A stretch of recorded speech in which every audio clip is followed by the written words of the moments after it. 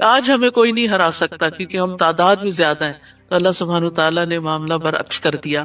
اللہ اس سے پہلے بہت سے موقعوں پر تمہاری مدد کر چکا ہے، اور حنین کے دن بھی اسی نے تمہاری مدد کی تھی جبکہ تمہیں اپنی کثرت پہ ناز تھا، مگر وہ کثرت تمہارے کسی کام نہ آئی. وسائل اسباب ضروری ہوتے ہیں لیکن ان کیا جاتا، بھروسہ اللہ کی ذات پر ہوتا ہے. اور زمین اپنی فراخی کے باوجود تم پر تنگ ہو گئی اور تم پیٹھ دکھا کر بھاگ کھڑے ہوئے. یعنی حوازن اور ثقیف قبائل کے تیر اندازوں نے مسلمانوں پہ وہ تیر برسائے کہ مسلمان پلٹ گئے. ثم انزل اللہ سکینتہ علی رسولہ وعلی المؤمنین، پھر اللہ نے اپنے رسول اور مومنوں پر تسکین نازل کی، سکینت اتاری، اور ایسے لشکر اتارے جو تمہیں نظر نہیں آتے تھے. یعنی فرشتوں سے مدد کی اور کافروں کو سزا دی، اور کافروں کا یہی بدلہ ہے. یہاں بھی مسلمانوں کو کثیر تعداد میں جنگی قید اور مال غنیمت حاصل ہوا تھا، اور سب اللہ کی مدد سے ہوا. پھر اس کے بعد اللہ جسے چاہتا ہے توبہ کی توفیق، اور وہ درگزر کرنے والا اور رحم کرنے والا ہے. یہ حنین والے طائف کے علاقے کے لوگ تھے. آپ کو معلوم ہے طائف والوں نے نبی صلی اللہ علیہ وسلم سے کیا معاملہ کیا تھا، لیکن جب نبی صلی اللہ علیہ وسلم نے ان کے قیدی واپس کر دیے تو وہ کثرت سے مسلمان ہو گئے. یہ وہی لوگ جو کل تک آپ کے دشمن تھے، اور آپ کو کہا بھی گیا کہ آپ بدلہ لے سکتے ہیں ان سے. آپ نے فرمایا شاید ان کی نسلوں میں سے کوئی مسلمان ہو جائے. تو آج یہ لوگ مسلمان ہو گئے، اور پھر انہی کی نسلوں میں سے محمد بن قاسم اور بہت سے لوگ نکلے جو مسلمانوں کے لیے کامیابیوں کا ذریعہ بنے. اے ایمان والو، مشرک ناپاک لوگ ہیں، لہٰذا اس سال کے بعد وہ مسجد حرام کے قریب بھی نہ پھٹکنے پائیں. اب داخلہ بند کر دیا گیا. یہ ساری پریویلیجز، یہ ساری پروویژنز کیوں لی جا رہی ہیں واپس؟ تاکہ انہیں احساس ہو کہ وہ غلط کر رہے ہیں اور وہ ہدایت کی طرف پلٹ آئیں. اور اگر تمہیں مفلسی کا ڈر ہو کہ یہ نہیں آئیں گے تو بزنس کم ہو جائے گا، تو اللہ اگر چاہے تو جلد ہی تمہیں اپنی مہربانی سے غنی کر دے گا. یہ نہیں ہوگے تو اور لوگ مسلمان ہو کر حج اور عمرے کے لیے آئیں گے اور تمہارا بزنس بڑھ جائے گا. اور اللہ سب کچھ جاننے والا اور حکمت والا ہے.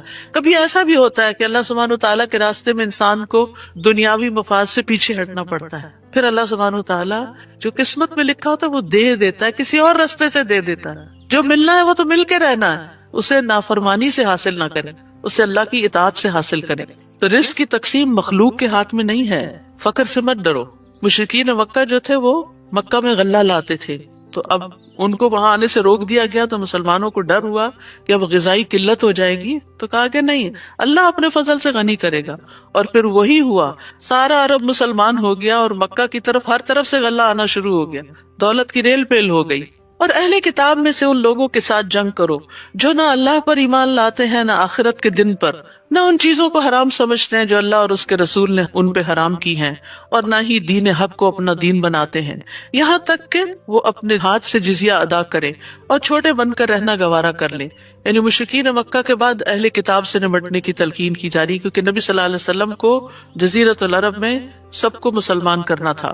یہودی کہتے ہیں عزیر اللہ کا بیٹا، اور عیسائی کہتے ہیں مسیح اللہ کا بیٹا ہے. یہ تو ان کے منہ کی باتیں ہیں. وہ ان کافروں کے قول کی ریس کر رہے ہیں جو ان سے پہلے تھے، کیونکہ مشرکین فرشتوں کو اللہ کی بیٹیاں قرار دیتے تھے، تو ان کے دیکھا دیکھی انہوں نے بھی کچھ ہستیوں کو اللہ کی اولاد قرار دے دیا. اللہ انہیں غارت کرے. یہ کہاں سے بہکائے جا رہے ہیں؟ انہوں نے اپنے علماء اور درویشوں کو اللہ کے سوا اپنا رب بنا لیا ہے، اور مسیح ابن مریم کو بھی. عدی بن حاتم جو عیسائی تھے، مسلمان ہوئے، جب انہوں نے یہ آیت سنی تو انہوں نے کہا کہ ہم تو اپنے علماء کو رب نہیں بناتے. تو آپ نے فرمایا کہ کیا تم ان کے حلال کو حلال اور حرام کو حرام نہیں سمجھتے؟ تو رب وہ ہوتا ہے جو قوانین بھی دیتا ہے. حالانکہ انہیں یہ حکم دیا گیا تھا کہ ایک اللہ کے سوا کسی کی عبادت نہ کریں جس کے سوا کوئی الہ نہیں. اللہ تعالیٰ ان چیزوں سے پاک ہے جو وہ شریک ٹھہراتے ہیں. وہ یہ چاہتے ہیں کہ اللہ کے نور کو اپنی پھونکوں سے بجھا دیں، یعنی اپنے غلط پروپیگنڈے سے اسلام کے خلاف ایسی باتیں کرے کہ لوگ اسلام سے متنفر ہو جائیں.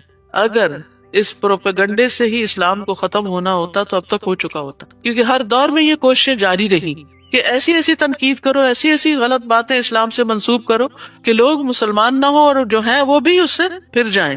لیکن اللہ کو یہ بات منظور نہیں. وہ اس پروپیگنڈے کو کامیاب نہیں ہونے دے گا. وہ اپنے نور کو پورا کر کے رہے گا، خواہ یہ بات کافروں کو کتنی ہی بری لگے. وہی تو ہے جس نے اپنے رسول کو ہدایت اور سچے دین کے ساتھ بھیجا تاکہ اس دین کو سب ادیان پر غالب کر دے، خواہ یہ بات مشرکوں کو کتنی ہی ناگوار گزرے. دین کو غالب کرنے کا مطلب کیا ہے؟ کہ کثرت سے لوگ مسلمان ہو جائیں. پھر فرمایا یا ایھا الذین آمنوا، اے لوگوں جو ایمان لائے ہو، اہل کتاب کے اکثر عالم اور درویش لوگوں کے مال ناجائز طریقوں سے کھاتے ہیں، یعنی رشوت لے کر ان کی پسند کے فتوے وغیرہ دیتے ہیں اور اللہ کے راستے سے روکتے ہیں۔ جو لوگ سونا اور چاندی جمع کر کے رکھتے ہیں اور اسے اللہ کی راہ میں خرچ نہیں کرتے، آپ انہیں دردناک عذاب کی خوشخبری دے دیجئے۔ اگرچہ آیت ایک خاص کانٹیکس میں ہے لیکن یہ پھر سب کے لیے عام ہے۔ تو کنز وہ مال ہوتا ہے جس کی زکوٰۃ ادا نہ کی جائے۔ تو یہاں ایسے سب لوگوں کو وارن کیا جا رہا ہے کہ اگر وہ مال جمع رکھتے ہیں اور اس میں سے اللہ کا حق نہیں دیتے، غریبوں کا حق نہیں دیتے، تو پھر وہ مال قیامت کے دن ان کے لیے مصیبت بن جائے گا، جس دن اس سونے اور چاندی کو جہنم کی آگ میں تپایا جائے گا، پھر اس سے ان کی پیشانیوں، پہلوؤں اور پشتوں کو داغا جائے گا۔ یہ زکوٰۃ نہ دینے والے کا انجام بتایا جا رہا ہے۔ حشر کے میدان میں یہ حشر ہوگا اس کا، اور کہا جائے گا یہ ہے وہ خزانہ جو تم نے اپنے لیے جمع کر رکھا تھا، یعنی دنیا میں اس کی زکوٰۃ نہیں نکالی، لہٰذا اب اپنی جمع شدہ دولت کا مزہ چکھو۔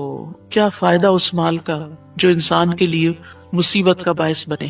اور اگر انسان اس مال کو خرچ کرتا ہے تو اللہ تعالیٰ اس کے بدلے میں اور لے آتا ہے، اس میں برکت پیدا کرتا ہے۔ زکوٰۃ کا لفظی معنی میں نشو نما بھی ہے، نمو بھی ہے، یعنی زکوٰۃ دینے سے مال کم نہیں ہوتا بلکہ پاک ہوتا ہے اور بڑھتا ہے۔ جیسے پودوں میں آپ نے دیکھا ہوگا کہ اچھے خاصے مفید پودے کے ساتھ جب بیج اگ آتی ہیں تو آپ ان کو نکال دیتے ہیں تو کیا ہوتا ہے، جو اصل پودا ہوتا ہے، اصل زر ہوتا ہے، وہ خوب مضبوط ہو جاتا ہے اور خوب پھل لاتا ہے۔ تو جس مال میں برکت ہوتی ہے اس کی خیر بہت زیادہ ہوتی، اور جو لوگوں سے روک کر رکھا جائے وہ انسان کے لیے وبال جان بن جاتا ہے۔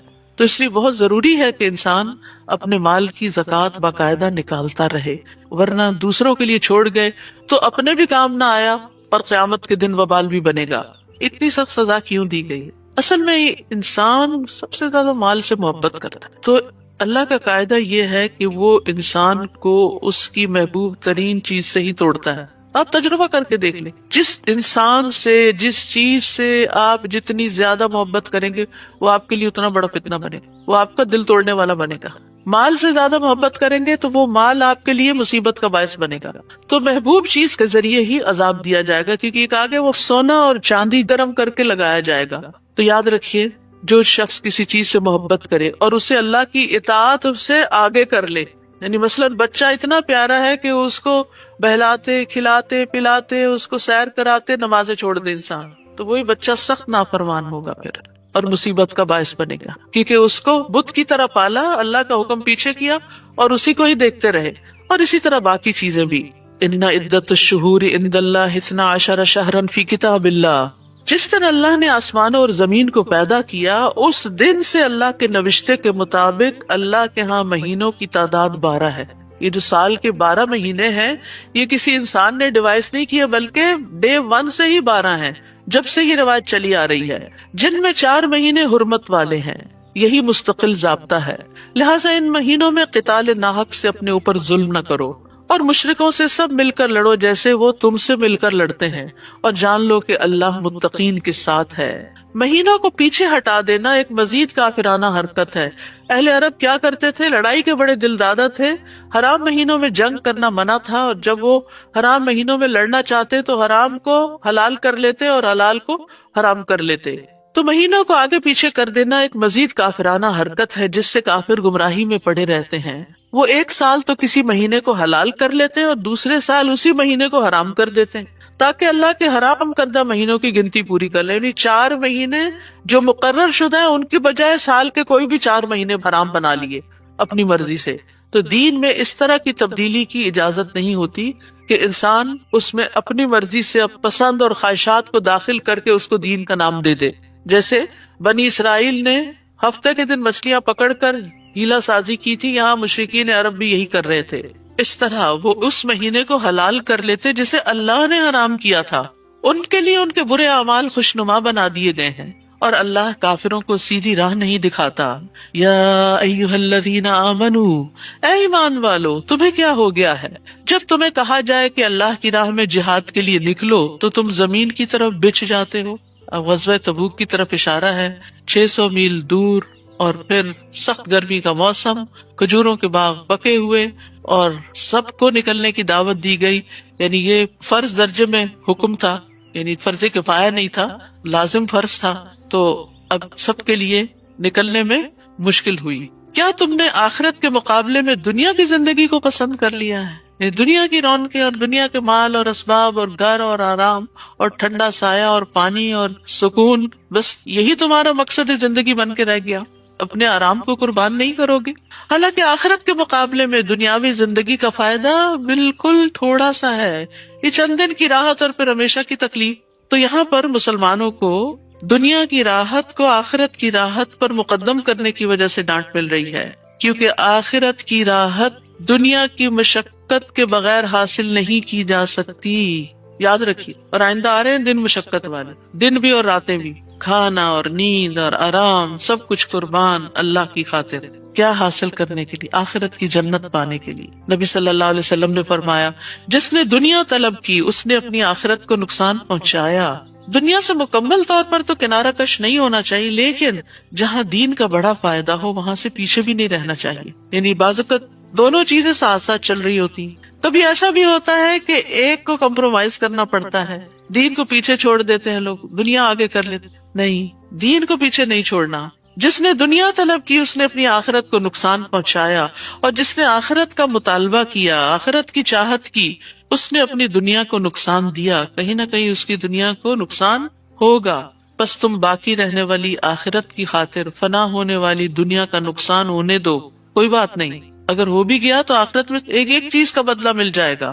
اگر تم نہ نکلو گے تو اللہ تمہیں دردناک سزا دے گا، اور تمہارے علاوہ دوسرے لوگ لے آئے گا، اور تم ان کا کچھ بگاڑ نہ سکو گے، اور اللہ ہر چیز پر قادر ہے۔ یعنی اگر تم دین کی خدمت نہیں کرو گے تو اللہ تعالیٰ یہ کام کسی اور سے لے لے گا۔ یہ چیز دل کو کتنی تکلیف دیتی ہے۔ نہیں، اللہ تعالیٰ ہمیں آپ کے لیے، اللہ تعالیٰ ہم سے کام لے، ہماری جگہ کسی اور کو بدل کر نہ لائیں۔ اگر تم اس نبی کی مدد نہ کرو گے تو اس سے پہلے اللہ نے اس کی مدد کی جب کافروں نے اسے مکہ سے نکال دیا تھا۔ یعنی مدینہ میں اب مشکل ترین حالات تھے، جنگ تبوک جو تھی بہت بڑا امتحان تھی۔ تو یہاں وارننگ دی جا رہی ہے، اگر تم اس جنگ میں نہیں نکلو گے، نبی کا ساتھ نہیں دو گے، رومیوں کے مقابلے میں نہیں جاؤ گے، تو اللہ نے تو اپنے نبی کی مدد اس وقت بھی کی تھی جب کفار نے اسے مکہ سے نکال دی۔ ہجرت کا موقع یاد کریں، جبکہ وہ دونوں غار میں تھے۔ دوسرا کون تھا؟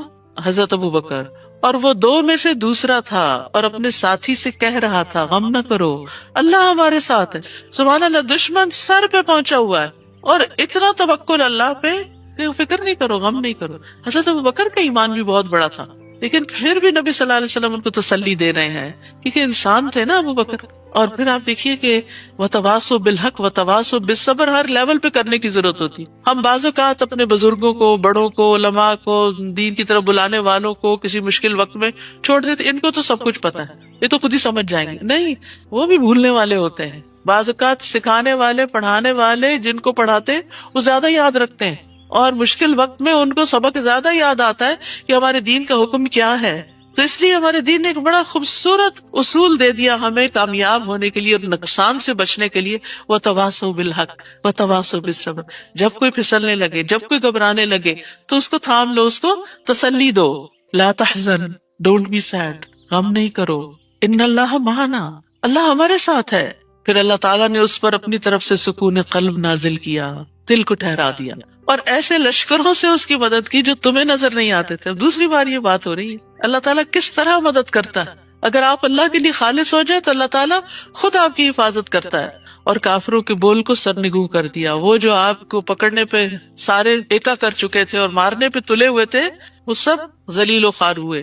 اور بول تو اللہ ہی کا بالا ہے، اور اللہ ہر چیز پر غالب اور حکمت والا ہے۔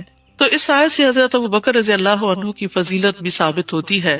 حضرت ابو بکر جو تھے ان کے دین پر بڑے احسانات تھے۔ عبداللہ بن عباس کہتے ہیں کہ رسول اللہ صلی اللہ علیہ وسلم اپنے مرض وفات میں باہر تشریف لائے، سر پہ پٹی بندھی ہوئی تھی، آپ ممبر پہ بیٹھے، اللہ کی حمد و ثنا کی اور فرمایا، کوئی شخص بھی ایسا نہیں جس نے ابو بکر بن قحافہ سے زیادہ مجھ پر اپنی جان و مال کے ذریعے احسان کیا ہو، اور اگر میں کسی کو لوگوں میں سے خلیل بناتا تو ابو بکر کو بناتا، لیکن اسلام کی دوستی سب سے افضل ہے۔ میری طرف سے ابو بکر کی کھڑکی چھوڑ کر اس مسجد کی تمام کھڑکیاں بند کر دی جائیں۔ اور یہ ان کے احسان کی وجہ سے ان کو اعزاز دیا گیا تھا کہ ان کی کھڑکی کھلی رکھی گئی. وہ نبی صلی اللہ علیہ وسلم پر بہت خرچ کرنے والے تھے. رسول اللہ صلی اللہ علیہ وسلم نے فرمایا ابو بکر کے مال نے مجھے جتنا نفع پہنچایا اتنا کسی کے مال نے نفع نہیں پہنچایا. یہ سن کر ابو بکر رو پڑے اور عرض کیا اللہ نے مجھے صرف آپ کے ذریعے فائدہ پہنچایا, اللہ نے مجھے صرف آپ کے ذریعے فائدہ پہنچایا, اللہ نے مجھے صرف آپ کے ذریعے فائدہ پہنچایا کہ آپ اسلام لے کر آئے, آپ دین لے کر آئے, ورنہ ہم جہالت میں ڈوبے ہوئے تھے. ابو بکر رضی اللہ عنہ رسول اللہ صلی اللہ علیہ وسلم کے ساتھ مکہ میں لازم ہو گئے تھے, ہر جگہ آپ کے ساتھ رہتے تھے. جب آپ تبلیغ کے لیے نکلتے ساتھ جاتے, آپ کو لوگوں کے قبائل کے بارے میں بہت معلوم تھا تو آپ کو گائیڈ کرتے کہ کس قبیلے سے کس طرح بات کی جائے. غار ثور میں بھی آپ کے ساتھ ہی تھے, ہجرت میں بھی آپ کے ساتھ ہی تھے.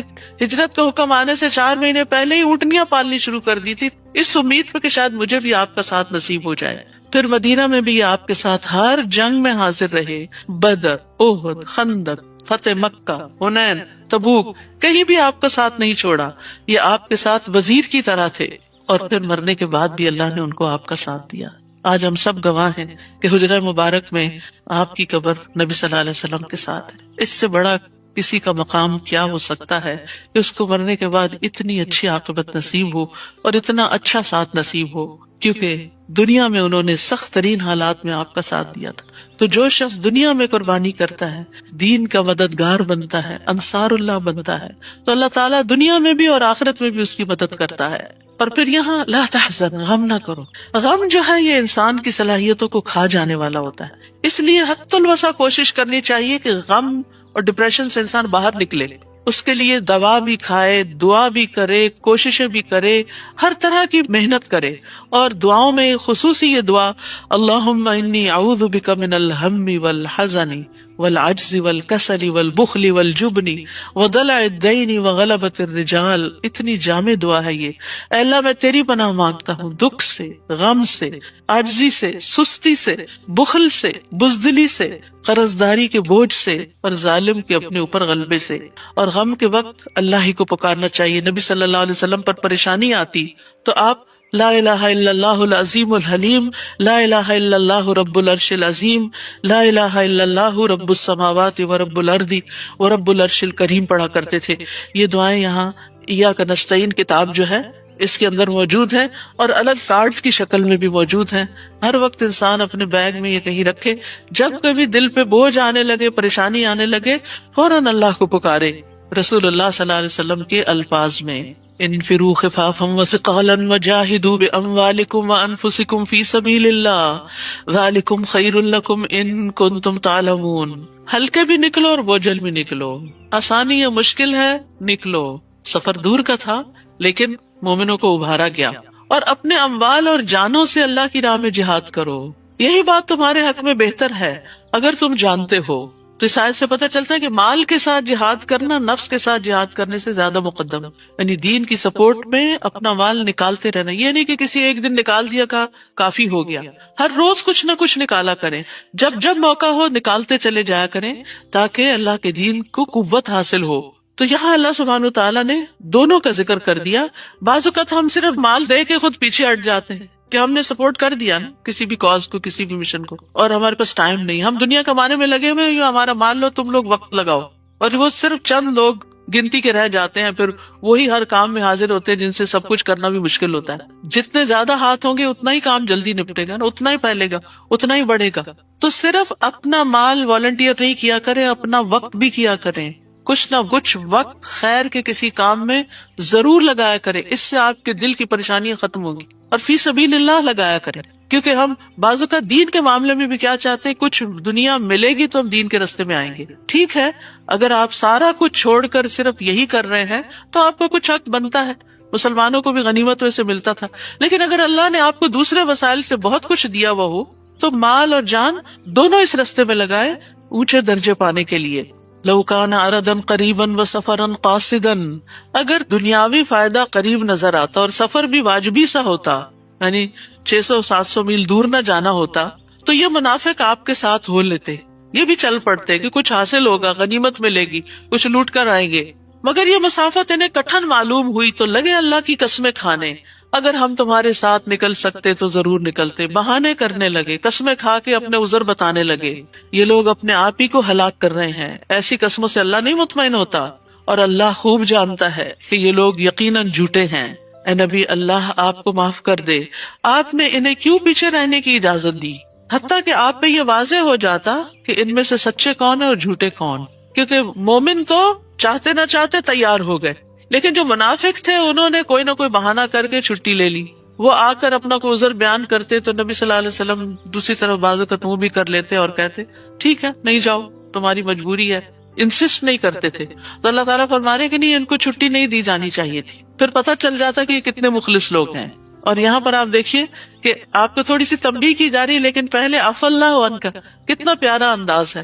اللہ سبحانہ وتعالیٰ نبی صلی اللہ علیہ وسلم کو کس طرح مخاطب کر کے ایک حکم دے رہے ہیں۔ جب کسی کو کچھ ذرا سی نصیحت کرنی ہو جو آپ کو اندازہ ہو کہ وہ اس کو اچھی نہیں لگے گی، تو پہلے اس کی خوبیوں کا ذکر کریں، پہلے اس کو دعا دیں، پہلے اس سے ہمدردی ظاہر کریں۔ اچھا، ہم میں سے بعض لوگ بڑی غلطی کرتے ہیں، میں ایک بات کہوں گی آپ مائنڈ نہ کرنا، لا حول ولا، پہلے ہی ایک تیر برسا دیتے ہیں، بندہ خوف زدہ ہو جاتا ہے، اللہ رحم کرے، پتہ نہیں کون سا پہاڑ ٹوٹنے لگا ہے، اور ساری توجہ اس پہ چلی جاتی ہے، اور وہ جو نصیحت کرنی ہوتی ہے ادھر دھیان کم ہی جاتا ہے، اور آپ کی بات افیکٹو ہی نہیں رہتی۔ قرآن یہ حکمت سکھاتا ہے، یہاں سے یہ سیکھیں، اگر آپ نے اپنے بچے کو بھی گھر سے شروع کریں، مشکل سے مشکل کام کرنا تو پہلے اس کی تعریف کریں، اس کا حوصلہ بڑھائیں، اسے کہیں کہ ماشاءاللہ فلاں جگہ فلاں وقت میں تم نے یہ کمال کر دکھایا، تو مجھے تم سے امید ہے کہ تم یہ کام بھی کر جاؤ گے، کیا خیال ہے، چلو یہ کرتے ہیں بس، اور وہ خوش ہو کے شروع ہو جائیں گے۔ لیکن ہم کہتے ہیں نکمے ہو، کچھ نہیں کیا، اب بھی تم سے کوئی توقع نہیں، لیکن یہ کہ کرنا ہی پڑے گا تمہیں۔ ایسے نہیں ہوتا، ہم اپنی بات خود ہی گنوا دیتے یا پیچھے ہی پڑ جاتے ہیں اور دوسرے کو سوچنے کا بھی موقع نہیں دیتے۔ تو جب مشکل ڈالنی ہو کسی پہ، پہلے آسانی سے بات کریں، پہلے ذہنی طور پہ تیار کریں۔ جب گراؤنڈ پریپیئر ہوتا ہے، زمین کو نرم کر لیا جاتا ہے، تو ہر طرح کا بیج قبول ہو جاتا ہے، اور پھر تھوڑا تھوڑا پانی بھی ڈالتے رہیں تاکہ وہ زمین نرم ہی رہے، پودا اگ سکے۔ ہم کیا کرتے ہیں، ایک دفعہ تعریف کی، اس کے بعد بھول گئے، اور اس کے بعد ڈانٹ ڈپٹ، پھر کام نہیں کیا۔ نہیں، پھر یاد دہانی بھی کرائیں کہ وہ جو کام تھا اس کا کیا بنا، کتنا ہوا۔ چلیں، اگر کوئی مشکل ہے تو مل کے سوچتے ہیں اور کرتے ہیں۔ تو اس طریقے سے راہیں ہموار ہو جایا کرتی ہیں۔ جو لوگ اللہ پر اور آخرت کے دن پر ایمان رکھتے ہیں، وہ آپ سے ایسی رخصت نہیں مانگتے کہ انہیں اپنے اموال اور جانوں سے جہاد کرنے سے معاف رکھا جائے، وہ نہیں چھٹی مانگتے، اور اللہ پرہیزگاروں کو خوب جانتا ہے۔ آپ سے رخصت صرف وہی لوگ مانگتے ہیں جو اللہ پر اور آخرت پر ایمان نہیں رکھتے اور ان کے دل شک میں پڑے ہوئے ہیں، وہ اپنے اسی شک میں متردد ہیں۔ یاد رکھیے، بعض اوقات دین کا جو کام ہوتا ہے نا، وہ چھٹی کے دن بھی کرنا پڑ جاتا ہے، یعنی جب سب کی چھٹی ہوتی ہے اس دن آپ کو کام کرنا پڑ جاتا ہے، جب سب لوگ چلے جاتے ہیں، ٹریول کر جاتے ہیں، آپ کو ان کی جگہ فل ان کرنا پڑتا ہے۔ تو اس وقت بیزار ہو کے کام نہ کریں، سعادت سمجھ کے کریں کہ اللہ نے مجھے چنا، اگر وہ لوگ ہوتے تو میں کہاں اس قابل۔ لیکن عموماً انسانی نفسیات ہیں، جب دیکھتا سب بھاگ رہے ہیں تو انسان کہتا ہے میں بھی بھاگ چلوں۔ تو اس موقع پر بھی اپنے آپ کو قابو میں رکھنا چاہیے، اور جہاں جس کام کے لیے کوئی تیار نہ ہو تو اپنے آپ کو پیش کر دیا کرے کہ یہ میں کر لوں گی، مجھے دے دیں۔ کیونکہ اپنے ذاتی کاموں کو ہم سب بڑے شوق سے کرتے ہیں، گھر میں مہمان آ رہے ہوں، کرسیاں لگانی ہو، سب بھاگ بھاگ کے کریں گے، لیکن مسجد میں اگر لگانی پڑے تو ہم ہی رہ گئے والنٹیئر کرنے کو، اور لوگ کہاں ہیں؟ آپ کو اللہ نے موقع دیا ہے، شکر کریں کہ آپ سے کوئی خدمت لی۔ تو اس لیے نیکی کے کاموں میں جو فی سبیل اللہ ہو، پیچھے نہ رہا کریں، کیونکہ وہ صرف اللہ کے لیے ہو رہے ہوتے ہیں، اور دین آگے نہیں بڑھتا جب تک ہم فرض کے ساتھ نفل ادا نہ کریں۔ کیونکہ ہم فرائض کو، میری ڈیوٹی کیا ہے، میرا دن کون سا، میرا ٹائم کون سا ہے، بس اتنے کے لیے میں حاضر ہوں، اس کے بعد مجھے کانٹیکٹ نہ کریں، اس ٹائم کے بعد مجھے کوئی میسج نہ کریں۔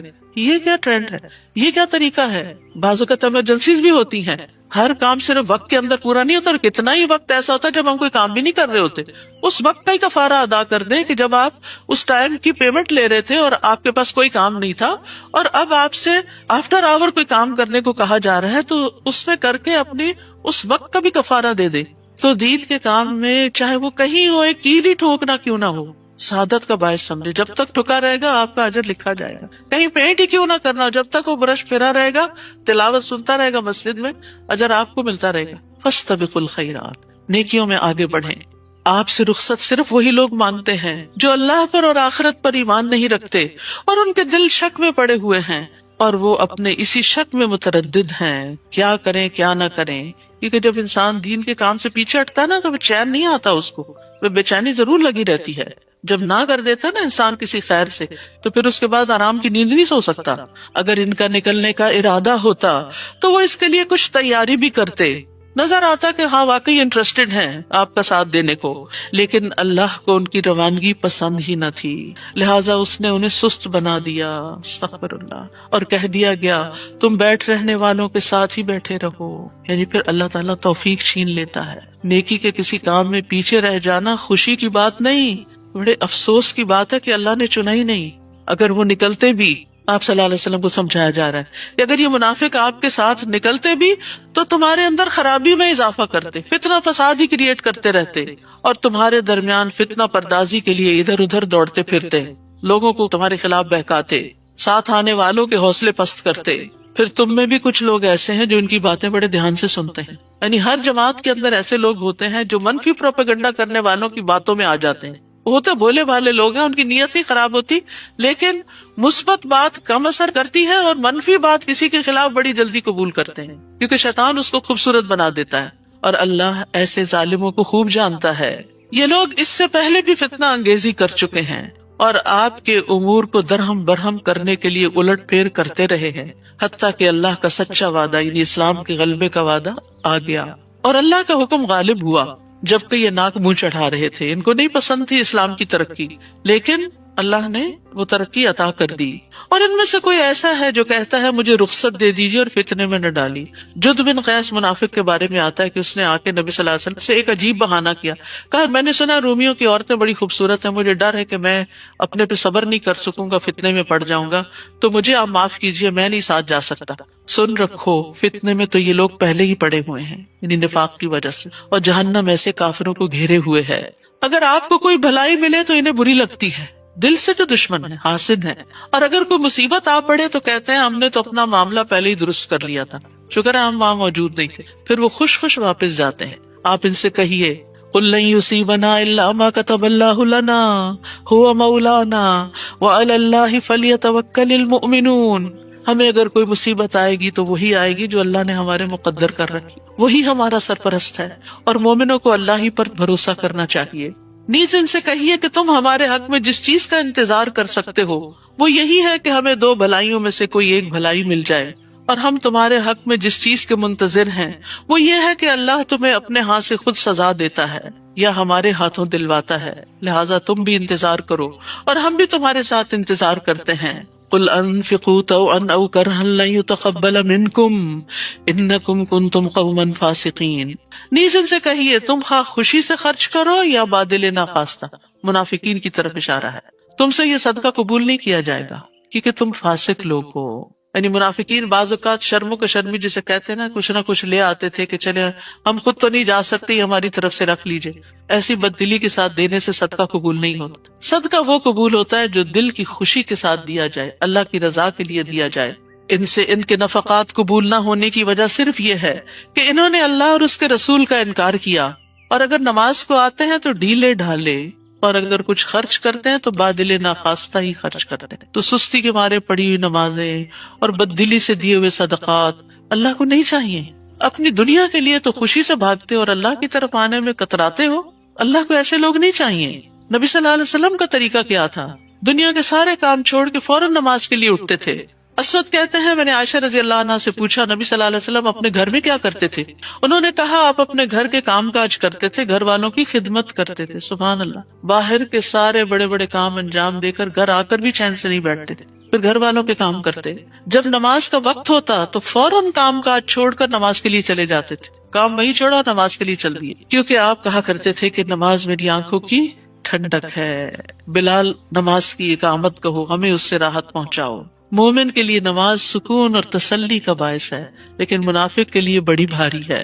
ان لوگوں کے مال اور اولاد آپ کو تعجب میں نہ ڈالیں۔ انسان جب دیکھتا ہے کہ جو لوگ دنیا کے لیے محنت کر رہے ہیں وہ کہاں سے کہاں پہنچ گئے اور ہم دین کی خدمت کرتے کرتے پیچھے رہ گئے ہیں، تو اس پر حیران نہ ہو۔ اللہ تو یہ چاہتا ہے کہ انہی چیزوں کے ذریعے انہیں دنیا کی زندگی میں سزا دے۔ یہی کامیاب اولاد جو ہے پھر ماں باپ کو پلٹ کے پوچھتی بھی نہیں، اور جب ان کی جان نکلے تو اس وقت یہ کافر ہی ہوں۔ تو کافروں کے لیے مال اور اولاد دنیا میں بھی فتنے اور آزمائش کا ذریعہ ہیں، لیکن اس کے برعکس مومن، ان کے لیے مال اور اولاد صدقہ جاریہ بنتے ہیں۔ وہ اللہ کی قسم کھا کر کہتے ہیں ہم تمہیں میں سے ہیں، ہم تو تمہارے ہیں، محبت کے دعوے کرتے ہیں، حالانکہ وہ ہرگز تم میں سے نہیں، بلکہ یہ ڈرپوک لوگ ہیں، تم سے ڈرتے ہیں اس لیے تم سے ایسی باتیں کرتے ہیں۔ اگر یہ کوئی پناہ کی جگہ پالے یا غار یا سر چھپانے کی جگہ تو یہ تیزی سے دوڑتے ہوئے وہاں جا چکے ہیں، پناہ لے لیں۔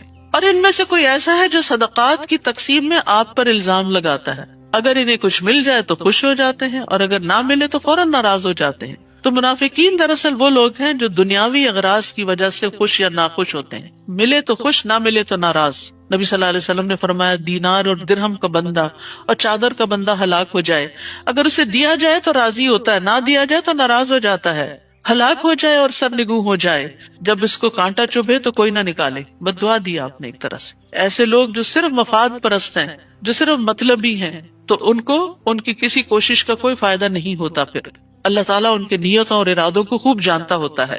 کیا ہی اچھا ہوتا اگر وہ اس پر راضی ہو جاتے جو اللہ اور اس کے رسول نے انہیں دیا تھا، اور کہتے کہ اللہ ہمارے لیے کافی ہے، اللہ ہمیں اپنے فضل سے بہت کچھ دے گا اور اس کا رسول بھی، ہم اللہ کی طرف ہی رغبت رکھتے ہیں۔ انما الصدقات للفقراء والمساکین، صدقات، یہ صدقات واجبہ کی بات ہے۔ زکوٰۃ کی تقسیم کے مصارف بتائے جا رہے ہیں کہ زکوٰۃ کس کو دی جانی چاہیے۔ وہ تو دراصل فقیر ہوں، جن کے پاس کچھ بھی نہیں، مسکینوں ہے لیکن پورا نہیں پڑتا، اور ان کارندوں کے لیے، ورکرز کے لیے جو اس کی وصولی پر مقرر ہیں، زکوٰۃ کا حساب کتاب کرتے ہیں۔ نیز تالیف قلب، تالیف قلب یعنی وہ لوگ جو اسلام لے آئے ہیں، نیو مسلمز، ان کی مالی مدد کے لیے تاکہ وہ اسلام پر جم جائیں، ان کے مسائل حل ہو جائیں۔ پھر غلام آزاد کرنے، قرض داروں کے قرض اتارنے میں، اللہ کی راہ میں، فی سبیل اللہ یعنی دین کی ترقی خدمت میں، دین کی تعلیم میں، اور مسافروں پر خرچ کرنے کے لیے، وہ مسافر جو گھر بے گھر ہو جائیں اور ان کے پاس ضرورت کا سامان نہ ہو، یہ اللہ کی طرف سے ایک فریضہ ہے، یہ فرض صدقہ ہے، اور اللہ سب کچھ جاننے والا اور حکمت والا ہے۔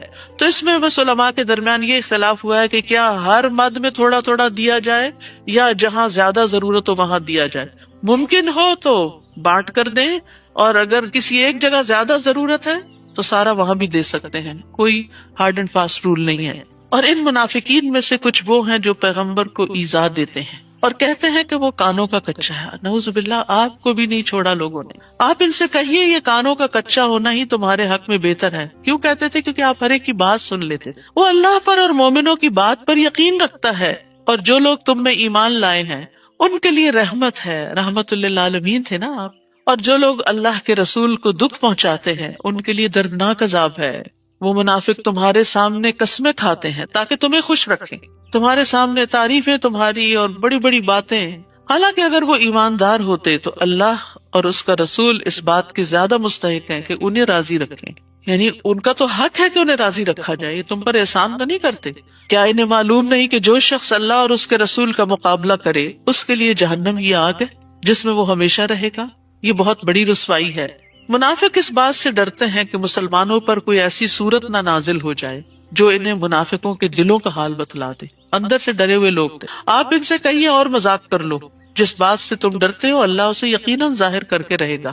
اس کو سورت فاتحہ بھی کہتے ہیں کہ اس سورت نے منافقوں کو رسوا کر دیا، ان کے اندر کی باتیں کھول کر بتا دی کہ وہ کیسے لوگ ہیں۔ اور اگر آپ ان سے پوچھیں کہ کیا باتیں کر رہے تھے تو کہہ دیں گے ہم تو صرف مذاق اور دل لگی کر رہے تھے، اور وہ مسلمانوں کا مذاق اڑاتے، تو مخلص لوگوں کا مذاق اڑاتے تھے اپنی مجلسوں میں۔ آپ ان سے کہیے کیا تمہاری ہنسی اور دل لگی اللہ، اس کی آیات اور اس کے رسول کے ساتھ ہی ہوتی ہے؟ افسوس یہ کہ آج بھی کئی لوگ مسلمان ہوتے ہوئے اپنے آپ کو مسلمان کہلاتے ہوئے دینی شاعر کا مذاق اڑاتے ہیں۔ دین مذاق اڑانے کی چیز نہیں، ہنسنے کی چیز نہیں، اور ایسے لطیفے سننے اور سنانے سے پرہیز کرنا چاہیے جس میں دین کی کسی بات، قرآن کی کسی آیت، کسی حکم کا مذاق اڑایا گیا ہو۔ تو اس آیت سے یہ دلیل ملتی ہے کہ سنجیدگی یا مذاق میں بھی رسول اللہ صلی اللہ علیہ وسلم کی شان کو گھٹانا کفر کا رویہ ہے، اور اگر کوئی مذاق اڑا رہا ہو تو وہاں سے اٹھ جانا چاہیے۔ لا تعتذروا قد کفرتم بعد ایمانکم، بہانے نہ بناؤ، تم فی الواقع ایمان لانے کے بعد کافر ہو چکے ہو۔ ظاہر میں تو وہ قسمیں کھا کے کہتے تھے ہم گواہی دیتے ہیں آپ اللہ کے رسول ہیں، اللہ کو پتا ہے کہ آپ رسول ہیں اس کے، اور اللہ گواہی دیتا ہی منافق بالکل جھوٹے ہیں۔ اگر ہم تمہارے ایک گروہ کو معاف بھی کر دیں تو دوسرے کو ضرور سزا دیں گے، کیونکہ وہ فی الواقع مجرم ہے۔ المنافقون والمنافقات، منافق مرد اور منافق عورتیں بھی، یعنی عورتوں میں بھی نفاق ہوتا ہے۔ بعضهم من بعض، ان میں سے بعض سے ہیں، ایک ہی تھیلی کے چٹے بٹے ہیں، جو برے کام کا حکم دیتے ہیں، منافقت کی علامت برائی کا حکم دینا، اور بھلے کام سے روکتے ہیں، نیکیوں کے کام سے لوگوں کو ہٹاتے ہیں، اور اپنے ہاتھ بھلائی یعنی صدقے سے بھیج لیتے ہیں۔ وہ اللہ کو بھول گئے، اللہ نے انہیں بھلا دیا۔ یہ منافق دراصل ہیں ہی نافرمان، فاسق۔ منافق مردوں، منافق عورتوں اور کافروں سے اللہ نے دوزخ کی آگ کا وعدہ کر رکھا ہے، جس میں وہ ہمیشہ رہیں گے، وہ انہیں کافی ہے، ان پر اللہ کی پھٹکار ہے اور ان کے لیے دائمی عذاب ہے۔ یہ انہی لوگوں کی طرح ہے جو ان سے پہلے تھے، وہ لوگ تم سے زیادہ طاقتور اور مال اور اولاد کے لحاظ سے تم سے بڑھ کر تھے، انہوں نے اپنے مقدر کے مزے لوٹے اور تم نے اپنے مقدر کے، جس طرح تم سے پہلے لوگوں نے اپنے مقدر کے مزے لوٹے تھے، یعنی دنیا کے فائدے اٹھائے تھے۔ اصل میں منافقت کی بنیادی وجہ ہی دنیا سے شدید محبت تھی، جس کی وجہ سے وہ دین سے پیچھے رہ گئے، اور تم بھی انہی باتوں میں پڑ گئے جن میں وہ پڑے ہوئے تھے۔ ایسے لوگ ہیں جن کے اعمال دنیا اور آخرت میں برباد ہو جائیں گے، اور یہی لوگ خسارہ پانے والے ہیں۔ الم یأتہم نبأ الذین من قبلہم، انہیں ان لوگوں کے حالات نہیں پہنچے جو ان سے پہلے گزر چکے ہیں، مثلا نوح کی قوم، عاد، سمود، ابراہیم کی قوم، مدین کے باشندے، اور وہ بستیاں جنہیں الٹ دیا گیا تھا۔ ان کے پاس ان کے رسول واضح دلائل لے کر آئے تھے، اللہ کے شایع نہ تھا کہ وہ ان پر ظلم کرتا، بلکہ وہ خود ہی اپنے آپ پر ظلم کر رہے تھے۔ یعنی پچھلی قوموں پر بھی جو عذاب آیا، اس کی وجہ کیا تھی کہ انہوں نے اللہ کی نعمتوں کی ناشکری کی تھی اور اللہ کا حق نہیں دیا تھا، نعمتوں کے اوپر شکر نہیں کیا تھا۔ پھر فرمایا والمؤمنون والمؤمنات بعضهم اولیاء بعض یأمرون بالمعروف وینہون عن المنکر ویقیمون الصلاة ویؤتون الزکاة ویطیعون اللہ ورسولہ اولئک سیرحمہم اللہ ان اللہ عزیز حکیم۔ مسلمان مرد اور مسلمان عورتیں ایک دوسرے کے مددگار ہیں۔ وہ جو پیچھے پڑا تھا نا، تعاونوا علی البر والتقوی، یعنی نیکی کے کاموں میں ایک دوسرے کو سپورٹ کرتے ہیں، مال سے، جان سے، وقت سے، مشوروں سے، جو بھلے کام کا حکم دیتے ہیں۔ یعنی یہ تعاون کس لیے ہوتا ہے؟ نیکیاں پھیلانے کے لیے، اور برے کام سے روکتے ہیں۔ وہ نماز قائم کرتے ہیں، یہ نہیں کہ صرف امر بالمعروف دوسروں کو ہی حکم دیتے رہتے ہیں اور خود کو بھول جاتے ہیں، خود بھی نمازوں کی پابندی کرتے ہیں اور زکوٰۃ ادا کرتے ہیں، اور اللہ اور اس کے رسول کا حکم مانتے ہیں۔ یہ ہوتے ہیں مومن، یہی لوگ ہیں جن پر اللہ رحم فرمائے گا۔ بلا شبہ اللہ سب پر غالب اور حکمت والا ہے۔ تو اللہ کی رحمت پانے کے لیے یہاں اول درجے کی جو نیکی بتائی گئی، جس کا ذکر نماز سے بھی پہلے کیا گیا، وہ کیا ہے؟ امر بالمعروف، نیک باتوں کا حکم دینا، نیکیوں کو عام کرنا، نیکیوں کو پھیلانا۔ وعد اللہ المؤمنین والمؤمنات جنات تجری من تحتها الانہار خالدین فیہا ومساکن طیبۃ فی جنات عدن ورضوان من اللہ اکبر ذالک هو الفوز العظیم۔ اللہ نے مومن مردوں اور مومن عورتوں سے ایسے باغوں کا وعدہ کر رکھا ہے جن میں نہریں جاری ہیں۔ کیا خوبصورت سین ہوگا، ان میں وہ ہمیشہ رہیں گے، سدا بہار باغات، ایور گرین باغات، کوئی خزاں نہیں آئے گی ان پہ۔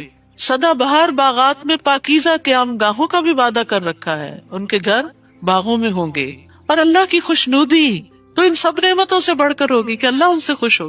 کبھی کبھی ایسا ہوتا ہے نا، انسان اچھے کام کرتا ہے پر دل کو تسلی نہیں ہوتی، اور انسان کہتے ہیں یا اللہ اور کیا کروں کہ تو راضی ہو جائے۔ تو انسان کے اندر سے ایک تڑپ اٹھتی ہے کہ کوئی کام ہو جس سے رب راضی ہو جائے، تو اللہ تعالیٰ ان کو اپنی رضا سے نواز دے گا۔ یہی بہت بڑی کامیابی ہے۔ اصل کامیاب یہ لوگ ہیں، حقیقت میں سکسیسفل پیپل یہ ہیں۔ اے نبی، کافروں اور منافقوں کا پوری قوت سے مقابلہ کیجیے اور ان کے ساتھ سختی سے پیش آئیے۔ ان کا ٹھکانہ دوزخ ہے جو بہت بری بازگشت ہے۔ سال ہا سال کی تعلیم کے بعد اب آخر میں سختی کا حکم کہ کسی طرح ٹھیک ہو جائیں۔ اب تک ان کے ساتھ درگزر کا معاملہ کیا جا رہا۔ آپ کو معلوم ہے کہ عبداللہ بن ابی نے آپ سے ساری زندگی دشمنی کی، لیکن جب وہ فوت ہو گیا تو اس کو قبر میں لٹا دیا گیا تھا۔ آپ پہنچے، نبی صلی اللہ علیہ وسلم نے مکہ فتح کرنے کے بعد 12,000 کے لشکر کے ساتھ حنین کی طرف ارادہ کیا، کیونکہ آپ کو مستقل خبریں مل رہی تھی کہ وہ مسلمانوں پہ حملہ آور ہونا چاہتے ہیں۔ لیکن اہل حنین جو تھے، حوازن اور ثقیف کے قبائل، وہ بہت ماہر تیر انداز تھے، اور انہوں نے پہلے سے اپنی جگہ متعین کر رکھی تھی اور پوری طرح تیار تھے۔ مسلمانوں کے پاس اس وقت اتنی فوج تھی جو آج سے پہلے کبھی نہیں ہوئی تھی، تو انہیں اللہ کی مدد سے زیادہ اپنی کثرت پر فخر آ گیا، یعنی اپنی کثرت پر انہیں تعجب ہوا، خوش ہو گئے۔ آج ہمیں کوئی نہیں ہرا سکتا کیونکہ ہم تعداد میں زیادہ ہیں۔ تو اللہ سبحانہ تعالیٰ نے معاملہ برعکس کر دیا۔ اللہ اس سے پہلے بہت سے موقعوں پر تمہاری مدد کر چکا ہے، اور حنین کے دن بھی اسی نے تمہاری مدد کی تھی، جبکہ تمہیں اپنی کثرت پہ ناز تھا مگر وہ کثرت تمہارے کسی کام نہ آئی۔ وسائل اسباب ضروری ہوتے ہیں لیکن ان پہ بھروسہ نہیں کیا جاتا، بھروسہ اللہ کی ذات پر ہوتا ہے۔ اور زمین اپنی فراخی کے باوجود تم پر تنگ ہو گئی اور تم پیٹ دکھا کر بھاگ کھڑے ہوئے، یعنی حوازن اور ثقیف قبائل کے تیر اندازوں نے مسلمانوں پہ وہ تیر برسائے کہ مسلمان پلٹ گئے۔ ثم انزل اللہ سکینتہ علی رسولہ وعلی المؤمنین، پھر اللہ نے اپنے رسول اور مومنوں پر تسکین نازل کی، سکینت اتاری، اور ایسے لشکر اتارے جو تمہیں نظر نہیں آتے تھے، یعنی فرشتوں سے مدد کی اور کافروں کو سزا دی، اور کافروں کا یہی بدلہ ہے۔ یہاں بھی مسلمانوں کو کثیر تعداد میں جنگی قیدی اور مال غنیمت حاصل ہوا تھا، اور یہ سب اللہ کی مدد سے ہوا۔ پھر اس کے بعد اللہ جسے چاہتا ہے توبہ کی توفیق دے دیتا ہے، اور وہ درگزر کرنے والا اور رحم کرنے والا ہے۔ یہ حنین والے طائف کے علاقے کے لوگ تھے، آپ کو معلوم ہے طائف والوں نے نبی صلی اللہ علیہ وسلم سے کیا معاملہ کیا تھا، لیکن جب نبی صلی اللہ علیہ وسلم نے ان کے قیدی واپس کر دیے تو وہ کثرت سے مسلمان ہو گئے۔ یہ وہی لوگ جو کل تک آپ کے دشمن تھے، اور آپ کو کہا بھی گیا کہ آپ بدلہ لے سکتے ہیں ان سے، آپ نے فرمایا شاید ان کی نسلوں میں سے کوئی مسلمان ہو جائے، تو آج یہ لوگ مسلمان ہو گئے، اور پھر انہی کی نسلوں میں سے محمد بن قاسم اور بہت سے لوگ نکلے جو مسلمانوں کے لیے کامیابیوں کا ذریعہ بنے۔ اے ایمان والو، مشرک ناپاک لوگ ہیں، لہٰذا اس سال کے بعد وہ مسجد حرام کے قریب بھی نہ پھٹکنے پائیں، اب داخلہ بند کر دیا گیا۔ یہ ساری پریویلیجز، یہ ساری پروویژنز کیوں لی جا رہی ہیں واپس؟ تاکہ انہیں احساس ہو کہ وہ غلط کر رہے ہیں اور وہ ہدایت کی طرف پلٹ آئیں۔ اور اگر تمہیں مفلسی کا ڈر ہو کہ یہ نہیں آئیں گے تو بزنس کم ہو جائے گا، تو اللہ اگر چاہے تو جلد ہی تمہیں اپنی مہربانی سے غنی کر دے گا۔ یہ نہیں ہوگے تو اور لوگ مسلمان ہو کر حج اور عمرے کے لیے آئیں گے اور تمہارا بزنس بڑھ جائے گا، اور اللہ سب کچھ جاننے والا اور حکمت والا ہے۔ کبھی ایسا بھی ہوتا ہے کہ اللہ سبحانہ وتعالیٰ کے راستے میں انسان کو دنیاوی مفاد سے پیچھے ہٹنا پڑتا ہے، پھر اللہ سبحانہ وتعالیٰ جو قسمت میں لکھا ہوتا ہے وہ دے دیتا ہے، کسی اور راستے سے دے دیتا ہے۔ جو ملنا ہے وہ تو مل کے رہنا ہے، اسے نافرمانی سے حاصل نہ کرے، اسے اللہ کی اطاعت سے حاصل کرے۔ تو رزق کی تقسیم مخلوق کے ہاتھ میں نہیں ہے، فقر سے مت ڈرو۔ مشرکین مکہ جو تھے وہ مکہ میں غلہ لاتے تھے، تو اب ان کو وہاں آنے سے روک دیا گیا، تو مسلمانوں کو ڈر ہوا کہ اب غذائی قلت ہو جائے گی، تو کہا کہ نہیں، اللہ اپنے فضل سے غنی کرے گا۔ اور پھر وہی ہوا، سارا عرب مسلمان ہو گیا اور مکہ کی طرف ہر طرف سے غلہ آنا شروع ہو گیا، دولت کی ریل پیل ہو گئی۔ اور اہل کتاب میں سے ان لوگوں کے ساتھ جنگ کرو جو نہ اللہ پر ایمان لاتے ہیں، نہ آخرت کے دن پر، نہ ان چیزوں کو حرام سمجھتے ہیں جو اللہ اور اس کے رسول نے ان پہ حرام کی ہیں، اور نہ ہی دین حق کو اپنا دین بناتے ہیں، یہاں تک کہ وہ اپنے ہاتھ سے جزیہ ادا کرے اور چھوٹے بن کر رہنا گوارا کر لیں۔ یعنی مشرکین مکہ کے بعد اہل کتاب سے نمٹنے کی تلقین کی جا رہی، کیونکہ نبی صلی اللہ علیہ وسلم کو جزیرۃ العرب میں سب کو مسلمان کرنا تھا۔ یہودی کہتے ہیں عزیر اللہ کا بیٹا، اور عیسائی کہتے ہیں مسیح اللہ کا بیٹا ہے۔ یہ تو ان کے منہ کی باتیں ہیں، وہ ان کافروں کے قول کی ریس کر رہے ہیں جو ان سے پہلے تھے، کیونکہ مشرکین فرشتوں کو اللہ کی بیٹیاں قرار دیتے تھے، تو ان کے دیکھا دیکھی انہوں نے بھی کچھ ہستیوں کو اللہ کی اولاد قرار دے دیا۔ اللہ انہیں غارت کرے، یہ کہاں سے بہکائے جا رہے ہیں؟ انہوں نے اپنے علماء اور درویشوں کو اللہ کے سوا اپنا رب بنا لیا ہے، اور مسیح ابن مریم کو بھی۔ عدی بن حاتم جو عیسائی تھے، مسلمان ہوئے، جب انہوں نے یہ آیت سنی تو انہوں نے کہا کہ ہم تو اپنے علماء کو رب نہیں بناتے، تو آپ نے فرمایا کہ کیا تم ان کے حلال کو حلال اور حرام کو حرام نہیں سمجھتے؟ تو رب وہ ہوتا ہے جو قوانین بھی دیتا ہے۔ حالانکہ انہیں یہ حکم دیا گیا تھا کہ ایک اللہ کے سوا کسی کی عبادت نہ کریں، جس کے سوا کوئی الہ نہیں۔ اللہ تعالیٰ ان چیزوں سے پاک ہے جو وہ شریک ٹھہراتے ہیں۔ وہ یہ چاہتے ہیں کہ اللہ کے نور کو اپنی پھونکوں سے بجھا دیں، یعنی اپنے غلط پروپیگنڈے سے اسلام کے خلاف ایسی باتیں کرے کہ لوگ اسلام سے متنفر ہو جائیں۔ اگر اس پروپیگنڈے سے ہی اسلام کو ختم ہونا ہوتا تو اب تک ہو چکا ہوتا، کیونکہ ہر دور میں یہ کوششیں جاری رہی کہ ایسی ایسی تنقید کرو، ایسی ایسی غلط باتیں اسلام سے منسوب کرو کہ لوگ مسلمان نہ ہو اور جو ہیں وہ بھی اس سے پھر جائیں۔ لیکن اللہ کو یہ بات منظور نہیں، وہ اس پروپیگنڈے کو کامیاب نہیں ہونے دے گا، وہ اپنے نور کو پورا کر کے رہے گا، خواہ یہ بات کافروں کو کتنی ہی بری لگے۔ وہی تو ہے جس نے اپنے رسول کو ہدایت اور سچے دین کے ساتھ بھیجا تاکہ اس دین کو سب ادیان پر غالب کر دے، خواہ یہ بات مشرکوں کو کتنی ہی ناگوار گزرے۔ دین کو غالب کرنے کا مطلب کیا ہے؟ کہ کثرت سے لوگ مسلمان ہو جائیں۔ پھر فرمایا یا ایھا الذین آمنوا، اے لوگو جو ایمان لائے ہو۔ اہل کتاب کے اکثر عالم اور درویش لوگوں کے مال ناجائز طریقوں سے کھاتے ہیں، یعنی رشوت لے کر ان کی پسند کے فتوے وغیرہ دیتے ہیں اور اللہ کے راستے سے روکتے ہیں. جو لوگ سونا اور چاندی جمع کر کے رکھتے ہیں اور اسے اللہ کی راہ میں خرچ نہیں کرتے، آپ انہیں دردناک عذاب کی خوشخبری دے دیجئے. اگرچہ آیت ایک خاص کانٹیکس میں ہے لیکن یہ پھر سب کے لیے عام ہے. تو کنز وہ مال ہوتا ہے جس کی زکوٰۃ ادا نہ کی جائے. تو یہاں ایسے سب لوگوں کو وارن کیا جا رہا ہے کہ اگر وہ مال جمع رکھتے ہیں اور اس میں سے اللہ کا حق نہیں دیتے، غریبوں کا حق نہیں دیتے، تو پھر وہ مال قیامت کے دن ان کے لیے مصیبت بن جائے گا، جس دن اس سونے اور چاندی کو جہنم کی آگ میں تپایا جائے گا. پھر اس سے ان کی پیشانیوں، پہلوؤں اور پشتوں کو داغا جائے گا. یہ زکوٰۃ نہ دینے والے کا انجام بتایا جا رہا ہے. حشر کے میدان میں یہ حشر ہوگا اس کا، اور کہا جائے گا یہ ہے وہ خزانہ جو تم نے اپنے لیے جمع کر رکھا تھا، یعنی دنیا میں اس کی زکوٰۃ نہیں نکالی، لہٰذا اب اپنی جمع شدہ دولت کا مزہ چکھو. کیا فائدہ اس مال کا جو انسان کے لیے مصیبت کا باعث بنے. اور اگر انسان اس مال کو خرچ کرتا ہے تو اللہ تعالیٰ اس کے بدلے میں اور لے آتا ہے، اس میں برکت پیدا کرتا ہے. زکوٰۃ کا لفظی معنی میں نشو نما بھی ہے، نمو بھی ہے، یعنی زکوٰۃ دینے سے مال کم نہیں ہوتا بلکہ پاک ہوتا ہے اور بڑھتا ہے.